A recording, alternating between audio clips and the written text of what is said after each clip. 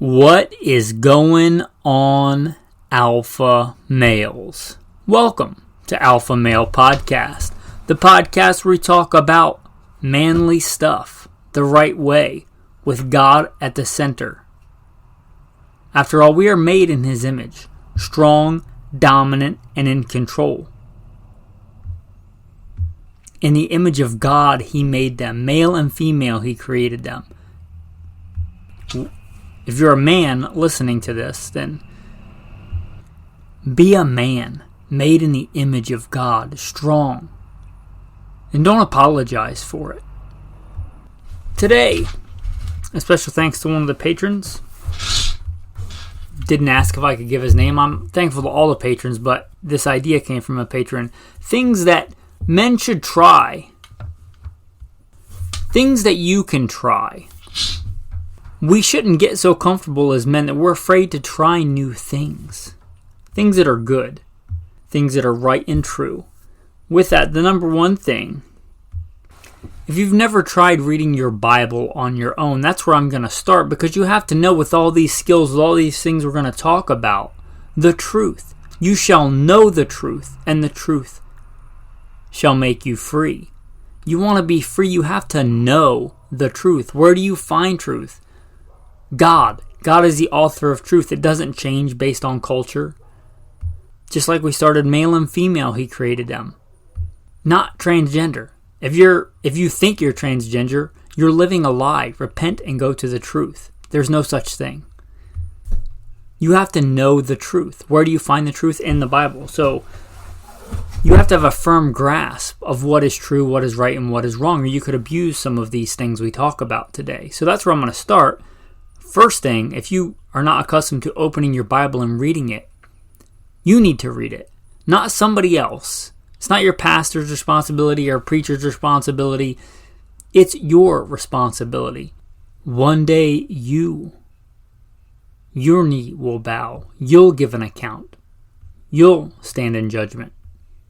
You. With that, let's get into the first thing you should try as a man. Getting punched. Getting punched in the face. Yeah, you probably should get hit in the face.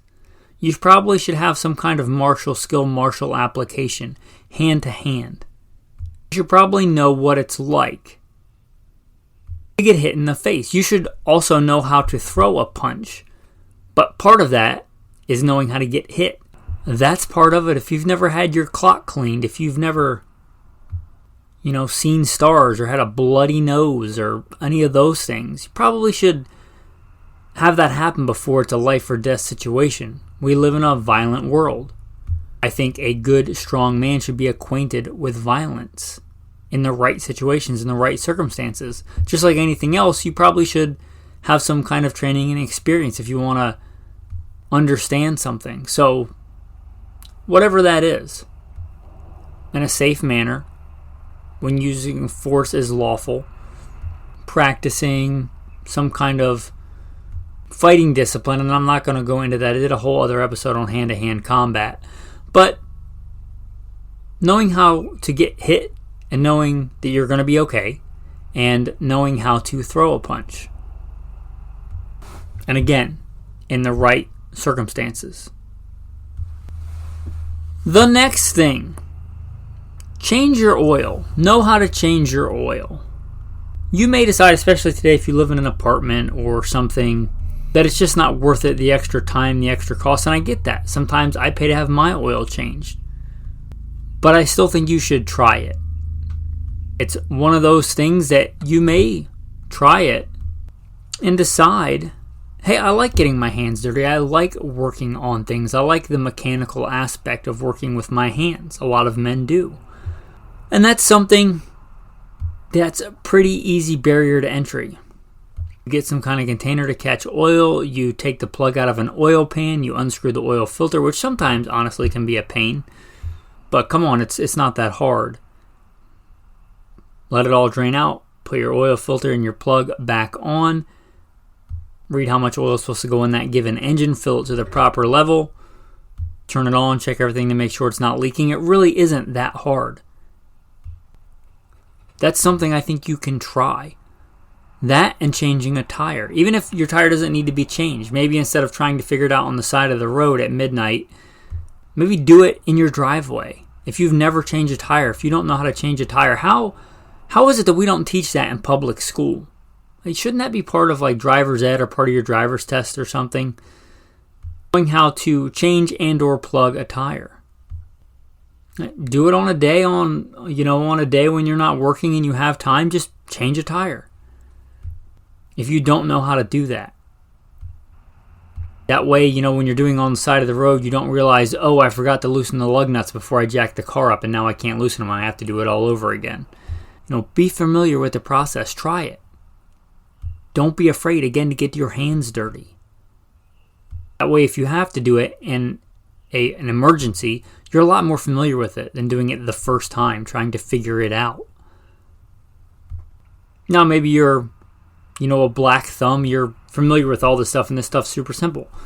And it might go that way with many of the skills today, but likely there'll be something on the list you can try. The next one I'm going to talk about is shooting a gun. Now, I know that by God's grace, there's a lot of international listeners. I would say even in a lot of countries, you probably can go to a gun club and try a round of sporting clays or skeet or whatever is popular. Maybe not every country, but a lot of countries. I'm very humbled that people listen to this from all over the world. But if you have the time and the resources you've been blessed with, maybe go look at shooting. And a lot of countries that are much stricter on guns than the United States, you could still, I think, rent and shoot a shotgun. Places in Europe, Italy, France, things like that, the UK. Can you rent a shotgun and just get familiar with shooting a gun? I think it's something every man should be familiar with, even if you decide that's all you want to do. At least be familiar with how guns work and how to shoot them and how to be safe with them. What if you come across a gun and it's not safe? Shouldn't you know how to load it, unload it, make it safe? Shouldn't you understand the basic principles of a firearm? Now, I do a whole other podcast called Gunfighter Life. As you might imagine, I'm acquainted with firearms. I think every man should be at least a little acquainted with firearms. So, shoot a gun. In America, it's much easier. You may decide you want a different flavor. You might want to try a rifle or a pistol or any number of things. Go somewhere that has training and experience, either an actual training class or an indoor shooting range where they'll give you some instruction on how to be safe and have a enjoyable, safe time and learn how to handle a firearm. Just like car mechanics, you may decide, okay, this is cool, I know how to do it. You may decide, hey, this is really cool, I really enjoy doing this. Either way, I think you should be acquainted with it.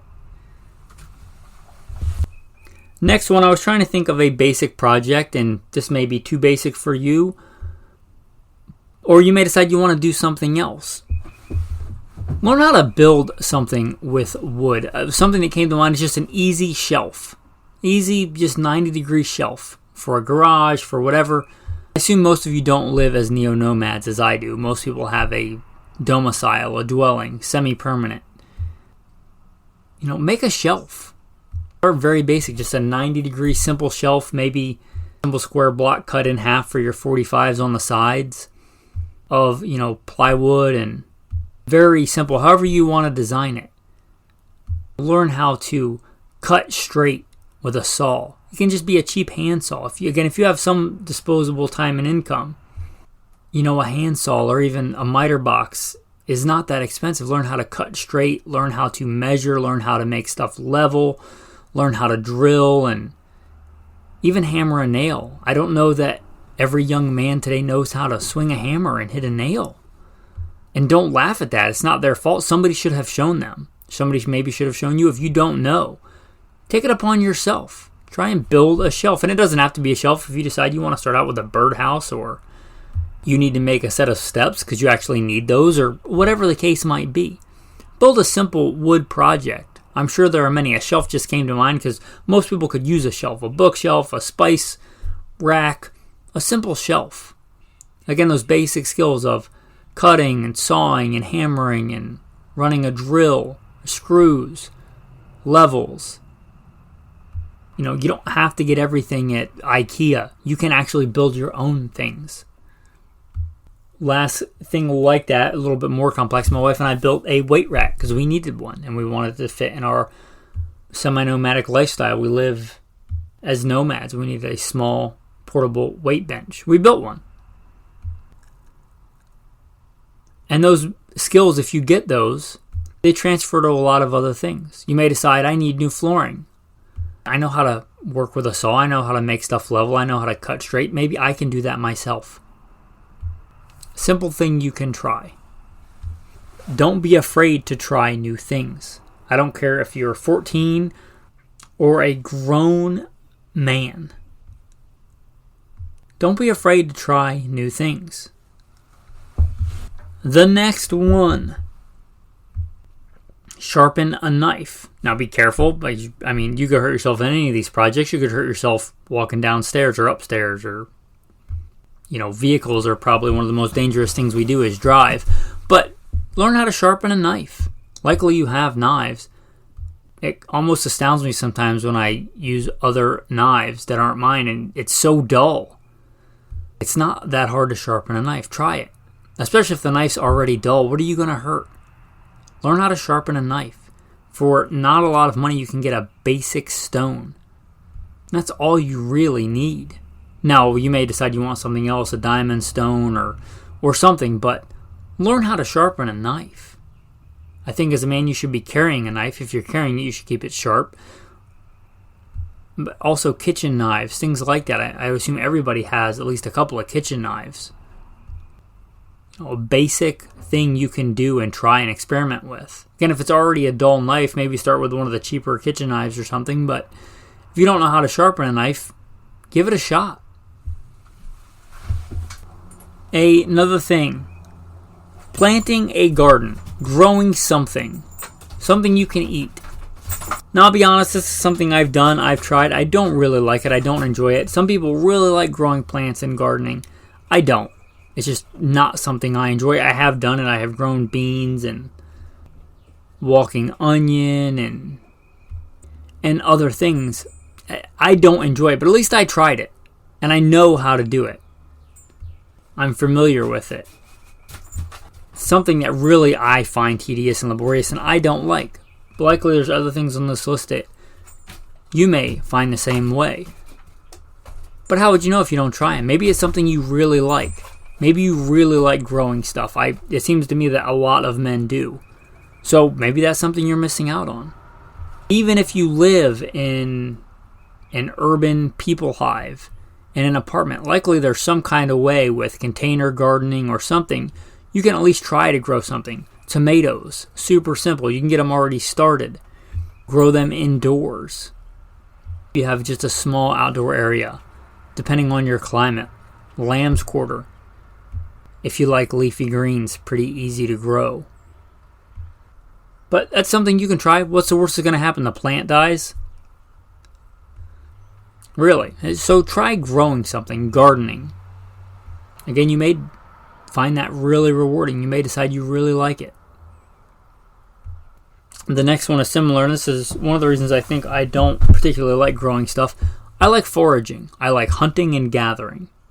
But foraging, in almost any environment I can think of, save like the Arctic Circle, you can probably go out and find a plant that's edible. Even when I lived in the Mojave Desert, there's actually plenty of edible plants out there. Yucca fruit, yucca root, juniper berry.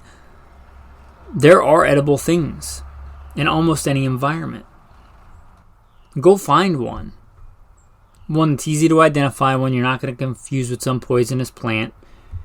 And at least try eating some wild food.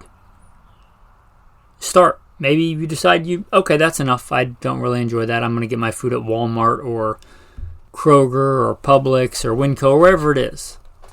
But at least be familiar. At least try. Maybe you decide you really like it. That's something my wife, I don't think she ever did until she was with me, but she really likes going foraging.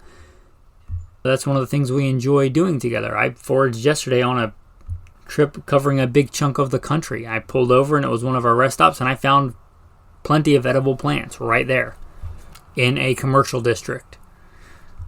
Give it a shot. Again, you may decide, like my wife did, that's something she really, really likes doing. She finds it really, I think, relaxing, and I don't want to speak for her, but cathartic, enjoyable experiences is foraging. And I really enjoy the nutritious food I get from it. I like lamb's quarter. I like dandelion and fennel and cattails and any number of other things. So again, something you can try. Likely will cost you no money and will get you outside and get you walking around, and again, give it a shot. Another thing you can try, lifting weights. Exercise is important for anybody. But it strikes me there's a certain portion of the male population that has never lifted weights. Strength training is important. You can get started lifting weights. A lot of times gyms will give you a free day pass. Maybe start with the machines that have instead of free weights, the predetermined plates, where you can literally look on the machine and it gives you instructions. You can read the machine and it tells you what to do. And you can try lifting weights. I think every man should have exercise as part of his life. But you may decide lifting weights you really enjoy it. You may decide, nope, I'm going to stick with calisthenics and running and push-ups and pull-ups or whatever. But if you've never tried lifting weights, give it a shot. Another skill, I think, cooking on a fire. Cooking on a fire. And I don't mean a grill. I mean a fire. Like making a fire with wood, with logs, letting it cook down to coals maybe, or cooking on the wood itself. Getting a hunk of meat. You can literally sometimes just throw it on the coals. Or sharpen a stick and shove the meat on it and cook it over an open fire.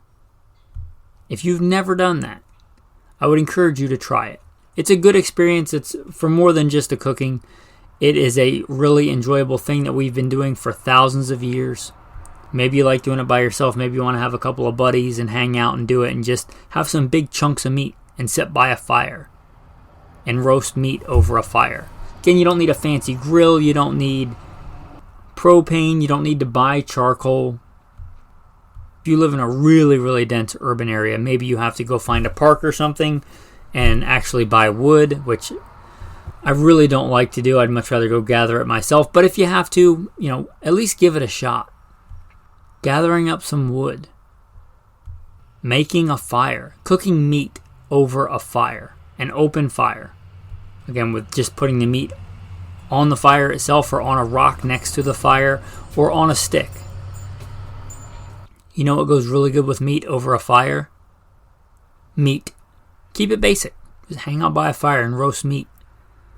If you've never actually done that, made your own fire, cooked meat on it. I prefer doing it with an animal, a beast that I've slain myself, but at least maybe try building a fire with wood, cooking meat over that fire and eating it. I think it's a good experience for men. Again, you may decide you want to try it first by yourself. You may decide you want it to be a group experience, but a good experience. And one of the really good, I think, male bonding experiences is sitting around by a fire and roasting meat. When I was a professional big game hunter and guide, I think that was part of the job that everybody enjoyed. The guides, the hunters, sitting around a fire, talking about the hunt, and enjoying the fruit of your labor. I think a lot of times that's missing in modern male culture. It's not quite the same sitting on a couch and shoving your hand into a bag of Fritos or Flaming Hot Cheetos or whatever it is, right? It's not the same as sitting around a fire that you make and roasting meat and eating it with a bunch of men. So if you've never done that, maybe see about putting that together. Another thing Now, before I get into this, you should know the 5th commandment: honor your father and mother, that your days may be long upon the land which the Lord your God is giving you. This one has to do with alcohol. Now, I personally don't generally drink unless it's for communion, like literally a sip of wine. But I have nothing against drinking. Jesus drank. And there's some Christian denominations that have a problem with that, but I don't see how you could have a problem with doing something that Jesus did. Jesus drank. His first miracle was turning water into wine. He was accused of being a glutton and a drunkard. Now, I don't see any problem with drinking. Be careful and be on guard against drunkenness. I see no moral issue with drinking if you're responsible with it. That said, I generally don't do it. Some people in the Bible drank. Jesus. Some men in the Bible did not, or shouldn't have, or were called not to. Samson, John the Baptist, people who took Nazirite vows. But I've got no issue with it. And one thing that I like to do, even though I don't generally drink it, I'll give it away, is make beer and wine. That's something you may try, especially if you do drink. It's legal here in America to make your own beer and wine. Why not do it? It's not some super complicated process. It's plant material, grains or fruit, and yeast, and water, and time. It's not hard. God gave you a nose.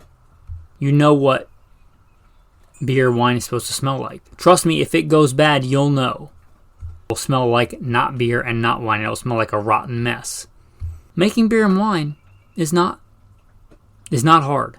It's really not. People have been doing it again for thousands of years with much less sanitary conditions than you have, probably. Some kind of container, some kind of cover, water, plant material, and yeast. It's really simple. Something extra I like to do, if you can forage your own, going back to foraging, if you can collect fruit or things like that, plums or blackberries or whatever's common in your area. You don't have to do that. You could just go to the store and buy stuff, but throwing it in some kind of container, putting a balloon or something on top because it will make gas, putting yeast in there. It's not hard. It's not complicated. You don't have to have a master's degree in food science to make beer and wine again. People have been doing it for a long time with very, very basic equipment. Well, so that's something you want to try, if that's something you want to do. Again, it's not complicated. Again, I don't even generally drink it unless it's a sip for communion.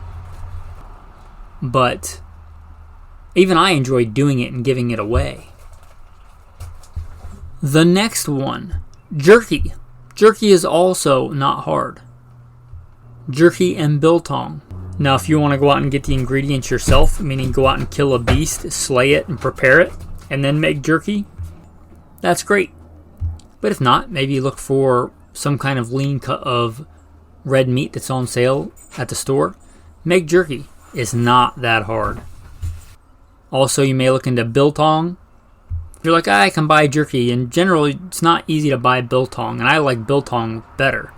Biltong is like a alpha male version of jerky. It's really thick, preserved cuts of meat. Again, not that hard, and God gave you a nose. If it's bad, you'll know. Have you ever smelled a rotten animal, rotten meat? I don't think you're going to put that in your mouth by accident. Don't be afraid to try making jerky, making biltong. And you can make it the way you want it. I really like salt and vinegar. Salt and vinegar also happens to be a great preservative. And it's not expensive. Taking a big old pile of deer meat and making salt and vinegar jerky or biltong is fantastic. And it's cheaper, and it's likely much healthier than all the preservatives and other stuff they put on it when you get it at the store. And I actually enjoy doing it. I like butchering. I like making jerky and biltong and things like that. Maybe you're just at the store and you see a good price on a big chunk of beef that's on sale. Consider making jerky. It's not that hard. Now, I don't know that anybody likes to waste food, but even if you mess it up your first time, so the food went bad,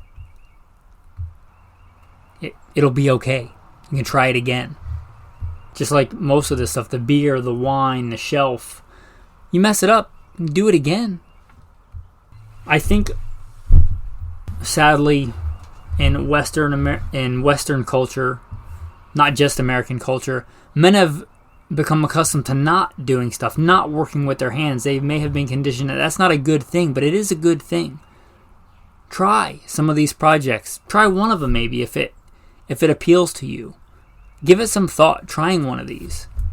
Even if you decide it's not something you want to continue to do, I don't think you'd regret at least trying it. Don't be afraid to try new things. Anyway, with that, it's pretty much going to start wrapping up the main portion of this episode. If you like this episode, I make no apologies. This is primarily a men's ministry. Get men turning to the right things and turning to God primarily. If it's a ministry you want to support, consider becoming a patron. There should be a Patreon link in the show notes. With that, I'm going to put in the tactical verse of the day. From 1 Corinthians, no temptation has overtaken you, except such as is common to man. But God is faithful, who will not allow you to be tempted beyond what you are able, but with the temptation will also make the way of escape, that you may be able to bear it. We're all tempted to do the wrong things. Temptation is not sin. Giving in to that temptation is sin. Jesus never sinned, but it is written he was tempted in all ways as we are, yet without sin. Resist the temptation. Whatever it is, and I don't know what the temptation is, but I know that we all are tempted here on this earth. Whatever the temptation, whatever the struggle, turn to God. Humbly go to God. Because that's one place you'll find no sin, for there is no sin in him. Another good verse that ties into this. God resists the proud, but gives grace to the humble. Therefore submit yourself unto God. Resist the devil, and he will flee from you. Draw near to God, and he will draw near to you. Cleanse your hands, you sinners. With that, men, thanks for listening, and have a blessed day.